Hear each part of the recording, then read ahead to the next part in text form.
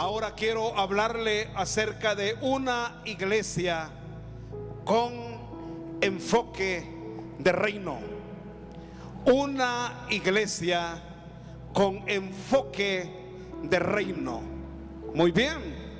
¿Cuántas veces aparece en la palabra el reino de Dios? El reino de Dios. ¿Cuántas veces aparece en la Biblia esa declaración? El reino de Dios. Lo encontramos como un concepto profético en el Antiguo Testamento y también como una realidad en el Nuevo Testamento. Y hoy más que nunca, durante todo este tiempo, yo creo que la iglesia debe de empezar a ver las cosas más desde la perspectiva del reino de Dios, más de la perspectiva de la doctrina del reino de Dios. Porque a veces nos encontramos entre ciertas batallas, aún entre nosotros, porque no hemos comprendido, no hemos entendido a la larga sobre que nosotros vivimos en un reino que no es el nuestro. El Señor Jesús, cuando fue cuestionado por aquel hombre llamado Pilato, le dijo: ¿eres tú el rey de los judíos? Él dijo: yo nací para ser rey y soy rey. Pero ¿qué dijo? Pero mi reino, ¿qué dijo? No es de este mundo. Mi reino no es de este mundo. Así que hoy vamos a hablar un poquito, porque en realidad este domingo tuvimos la actividad ya finalizada y el tiempo para la predicación no es mucho, pero vamos a empezar a hablar un poquito sobre esto. Mis amados hermanos, cuando hablamos del reino de Dios, hay mucha gente que anota teológicamente el término reino de Dios se define como todo lugar donde Dios reina. Así sencillo. Reino de Dios es la esfera donde Dios reina. En esta iglesia está presente el reino de Dios, porque en este lugar a quien venimos a rendir culto, adoración y alabanza como rey es a Cristo Jesús. ¿Cuántos decimos? Él es el rey de nuestra vida. Él es el rey de nuestra vida. Ahora, anote esto. A lo largo de la historia de la humanidad, a lo largo de la historia de este mundo, el reino de Dios ha tenido fases y etapas. Por ejemplo, encontramos el reino perfecto de Dios en el capítulo 1 del libro de Génesis. Ese reino, amados hermanos, tenía todititas las cualidades que el reino de Dios posee. Un reino perfecto, un reino sin pecado, un reino donde Dios reinaba. No sé por cuánto tiempo el estado perfecto de Adán y Eva dilató, pero mientras ese reino, mientras el estado perfecto de Adán y Eva estuvo, sin duda el reino de Dios se mantuvo intacto. Dios era el rey sobre todas las cosas. Ahora bien, usted sabrá que cuando Adán y Eva pecaron, ellos dejaron infiltrar el otro reino. ¿Y cuál reino dejaron infiltrar? El reino del príncipe de las tinieblas. El reino de las tinieblas, el reino del pecado, el reino de Satanás. A partir de que la primera pareja pecó, en este mundo, espiritualmente hablando, se desarrollaron de forma alterna, de forma paralela, dos reinos: el reino de Dios y el reino de Satanás, el reino de la luz y el reino de las tinieblas, el reino del cielo y el reino de la tierra. Y Satanás se le fue concedido por parte de los primeros hombres que Dios creó, Adán y Eva, la primera pareja, la facultad de infiltrar su reino. Y desde ese entonces el Señor dice que esos dos reinos cohabitan, esos dos reinos convergen espiritualmente en este mundo. Y hay millones de personas en el reino de Satanás. Hay millones de personas en el reino de este mundo. Pero de ese reino de las tinieblas, Dios ha sacado también a millones de personas que ahora ya no pertenecemos al reino de las tinieblas, sino que pertenecemos al reino de la luz, al reino de Dios. Ahora bien, ¿dónde encontramos esa realidad? La encontramos presente, mis amados hermanos, por ejemplo, en el ministerio del Señor Jesús, cuando en el capítulo 4 de San Mateo, Satanás tienta al Señor Jesús en su ayuno de 40 días, le muestra los reinos del mundo y le dice: todo esto te daré porque a mí me han sido dados y a mí me pertenecen, si postrado me adorases. Y el Señor le dice: vete, Satanás, porque yo no estoy interesado en los reinos del mundo. Ahora, del capítulo 4 de San Mateo debemos de sacar una conclusión. ¿Cuál es la conclusión? Que los reinos del mundo le pertenecen a Satanás. Hace unos días, precisamente el mes pasado, en una marcha del orgullo homosexual, como le llaman en los Estados Unidos, para mí fue muy triste escuchar al actual presidente de los Estados Unidos, una nación que nace sobre una constitución política basada en los principios de la Biblia, un presidente actual decirles a aquellos homosexuales que estaban presentes: ustedes también son hijos de Dios. Entonces, no podemos esperar otra cosa de los gobernantes del mundo. ¿Por qué? Porque Satanás le dijo al Señor Jesús: los reinos del mundo me han sido dados y me pertenecen. Entonces, esta historia se remonta desde el capítulo 1 de Génesis, cuando después del pecado se desarrollan de forma paralela dos reinos. Ahora, cuando el reino de Dios perfecto, el reino de Dios físico, es alterado, hay otra etapa del reino de Dios. ¿Y cómo se llamó esa etapa? Es la etapa del reino de Dios político. Hay un momento en que se desarrolla el reino de Dios por muchos siglos de forma política. ¿Y dónde encontramos esa etapa política del reino de Dios? La encontramos en la historia del pueblo de Israel. En el pueblo de Israel se desarrolló un reino de Dios de forma política. ¿Por qué?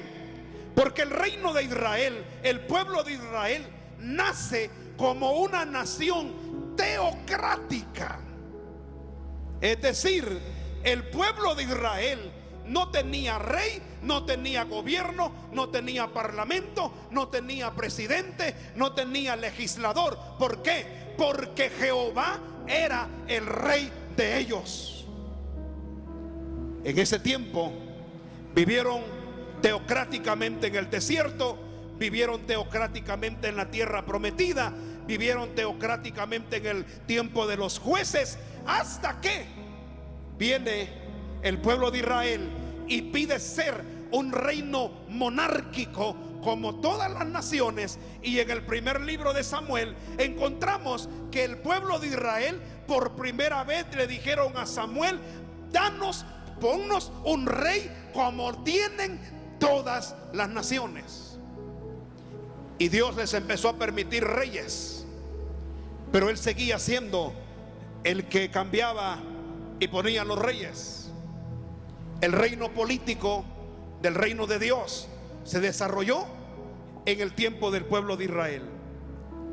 Luego el pueblo de Israel pierde su rumbo y Dios levanta a otro pueblo que se llama la iglesia. Y cuando surge la iglesia, vea para acá, el reino de Dios deja de ser político y ahora es un reino espiritual. Es decir, primero fue el reino de Dios en el jardín del Edén, luego el reino de Dios en la nación judía, y ahora el reino de Dios está en mi corazón y en su corazón. ¿Cuántos dicen amén? ¿Cuántos dicen y ponen su mano en su corazón esta noche y digan conmigo: en mi corazón está el reino de Dios? Para cuantos Jehová, cuantos el Señor Dios Todopoderoso, para cuantos Jesús es el Rey de nuestra vida. ¿Es el Rey de nuestra vida? ¿Es el Rey en su corazón? ¿Es el Rey en su trabajo? ¿Es el Rey en su familia? ¿Es el Rey en su diario vivir? Ahora el reino de Dios no es físico como lo fue en el jardín del Edén. Oiga, véame para acá, que aquí va la enseñanza. El reino de Dios ahora no es físico como lo fue en el jardín del Edén. Tampoco el reino de Dios es político como lo fue en el tiempo de la nación judía. Ahora el reino de Dios es espiritual. El reino de Dios ahora está en la iglesia. Y ahora nuestra lucha no es contra sangre ni carne. Los enemigos de la iglesia no se llama Bernardo Arévalo ni Sandra Torres. ¿Está conmigo? Ellos no son los enemigos de la iglesia. Se me cae a veces la cara de vergüenza cuando veo pastores envaletonados en una discusión política irracional para los intereses de la iglesia. Los enemigos de la iglesia no son estas personas. Cualquiera de ellos que en una supuesta democracia sean electos, la iglesia tiene que bendecirlos. ¿Se recuerda usted que yo le prediqué previo a las elecciones la función política de la iglesia? Yo dije que la primera y gran demanda de la iglesia en las cuestiones políticas es bendecir a las autoridades. Los enemigos de la iglesia no son esas dos personas. Los enemigos de la iglesia son los ambientes espirituales antagónicos que se mueven tras la política, no de Guatemala, sino de la política global. Que estas dos personas no convergen con los principios cristianos de la iglesia está totalmente cierto, pero no sé quién ha convergido alguna vez con la iglesia. Lo que le quiero decir, mis amados hermanos, que nuestra lucha ahora no es política. El reino de Dios en este momento no es político. El reino de Dios es espiritual, y nuestra lucha no es contra sangre ni carne, y nuestras armas no son carnales. Nuestras armas son espirituales y son poderosas para la destrucción de fortalezas. ¿Cuántos decimos amén? Y la iglesia ahora debe de entender que el reino de Dios no va a ser representado por ninguna institución política o social. El reino de Dios y sus valores bíblicos es representado por la iglesia, por nosotros. Por nosotros. ¿Qué dijo el Señor Jesús? Vosotros sois la luz del mundo. Vea para acá, por favor, ya voy a ir terminando. Dijo: los presidentes son la luz del mundo, los políticos son la sal de la tierra, el gobierno es la luz del mundo. No, se nos dijo a nosotros: vosotros sois la luz del mundo. Como decía la predicación del domingo pasado, el injusto, el pecador, procederá con impiedad. Del impío no se espera más que impiedad. Es de nosotros los que debemos de trabajar para que el reino de Dios gane esta batalla espiritual.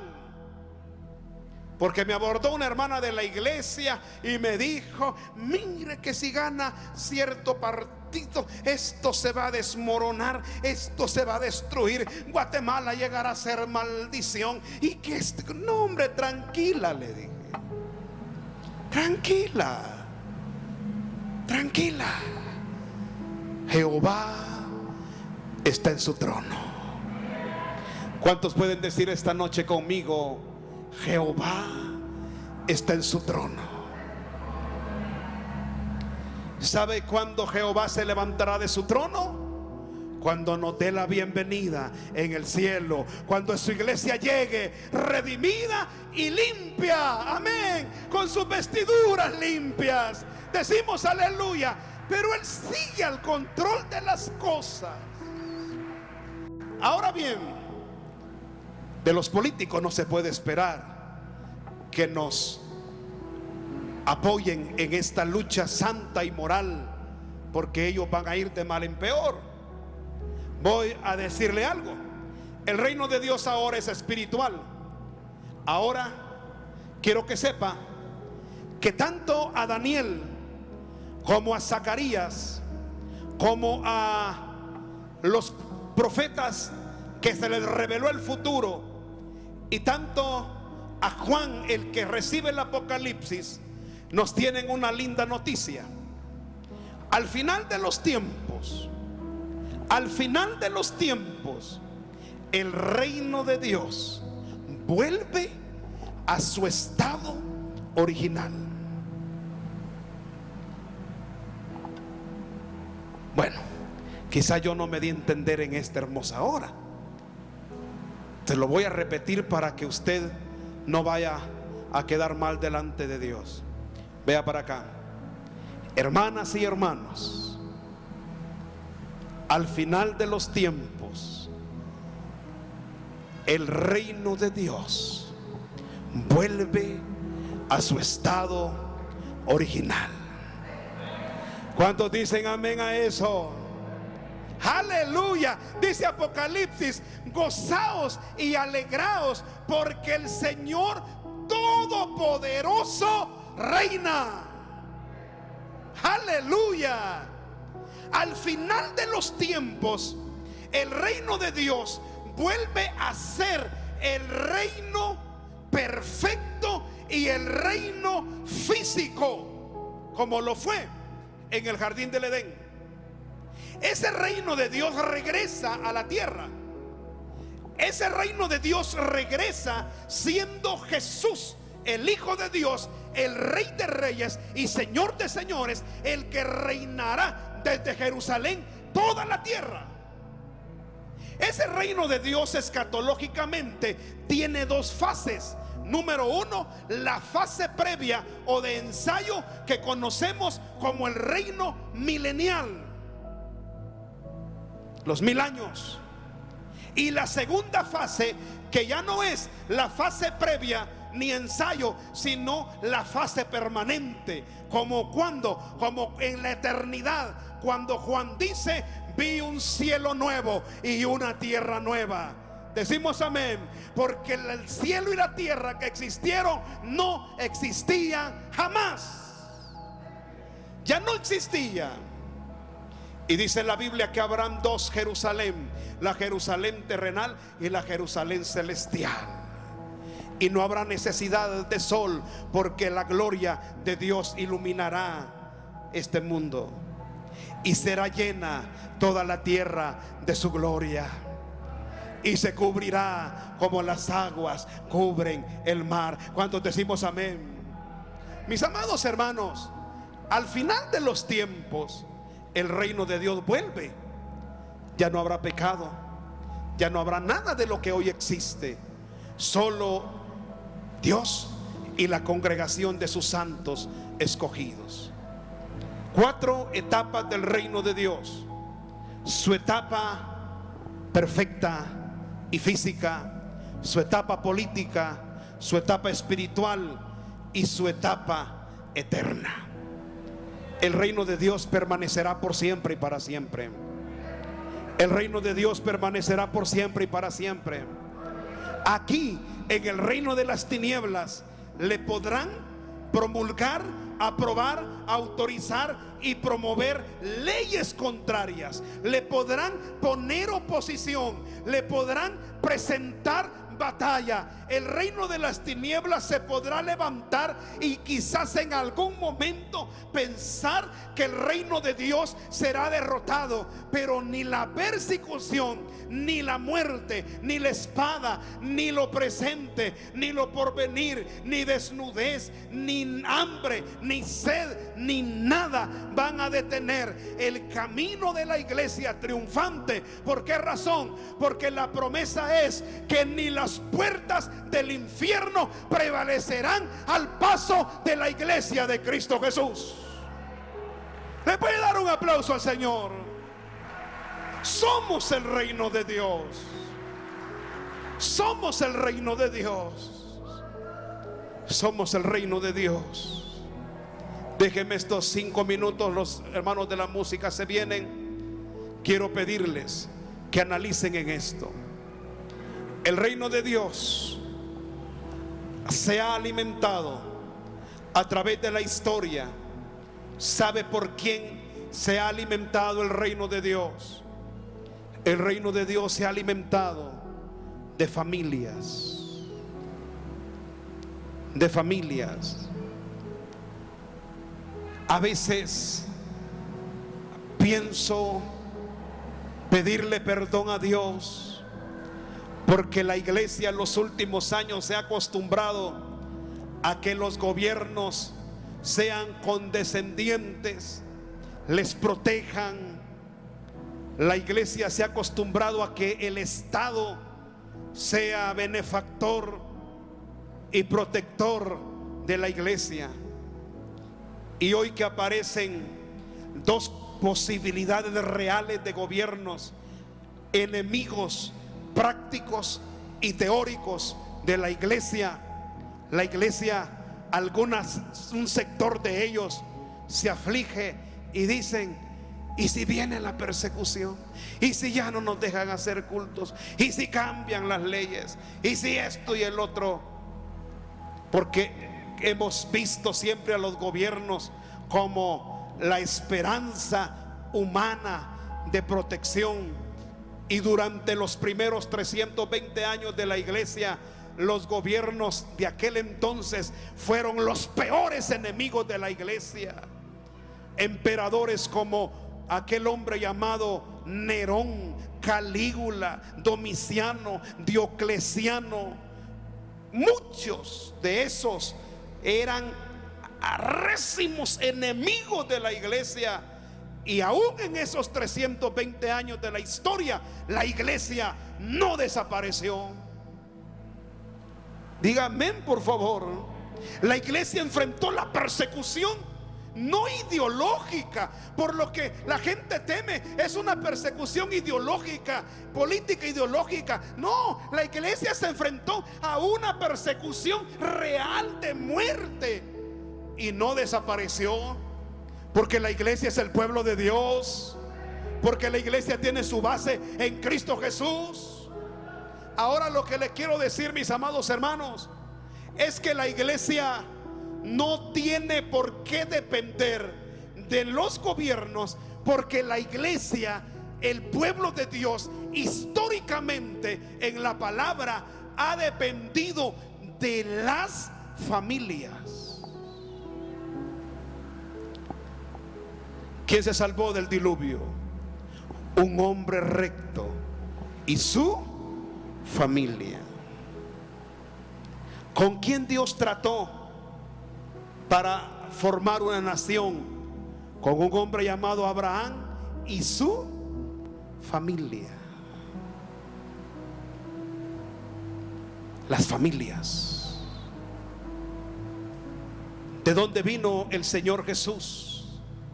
De una familia. Entonces, el reino de Dios tiene su base en la familia. Y en este culto de familias hemos presentado a dos hermosas bebés que las familias las trajeron al altar. Hemos presentado 5 hermanos que hoy se bautizaron como trabajo espiritual de la familia. Eso es lo que tenemos que seguir haciendo, fortaleciendo el reino de Dios en nuestra familia. Usted no podrá detener leyes, usted no podrá proteger a todo el país, pero sí lo puede hacer con su familia. Si levantamos familias temerosas de Dios, si levantamos familias que se identifiquen con el reino de Dios y su palabra, si levantamos familias que dependan de Dios en oración, si levantamos familias que no se avergüencen de ser llamados hijos de Dios, si levantamos familias que sepan que Dios no es un concepto religioso teórico, sino una realidad práctica en nuestra vida, si levantamos familias donde el reino de Dios sea genuino, real, verídico, que se levante quien tenga que levantarse. La familia es la clave para engrandecer el reino de Dios. Levante su mano derecha y diga: en el nombre de Jesús, bendigo a mi familia, bendigo a mi familia.